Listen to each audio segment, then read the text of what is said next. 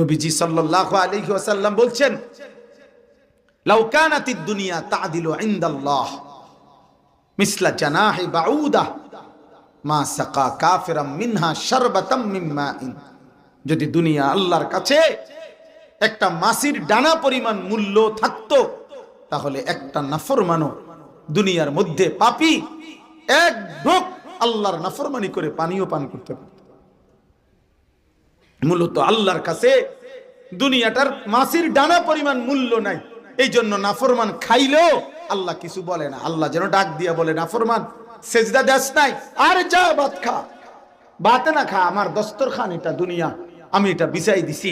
ইমানদাররাও খা, বেঈমানও খা, মুশরিক খা, নাস্তিক, মুরতাদ, ইহুদি, খ্রিস্টান, হিন্দু, বৌদ্ধ, মুসলমান পরিচয়ধারী, বেনামাজি, সুদখোর, হারামখোর, ব্যভিচারী, জিনাখোর, একটা সেজদা দেস নাই, নাফরমান খা, আমার দস্তরখানে কুত্তাও খায়, শুকরও খায়, বনের বাঘ ভাল্লুকও খায়, সাপ বিচ্ছু খায়, জানোয়ারও খায়, তুইও খা বেটা, যা বাতে না দুগাবে না, খাবি না।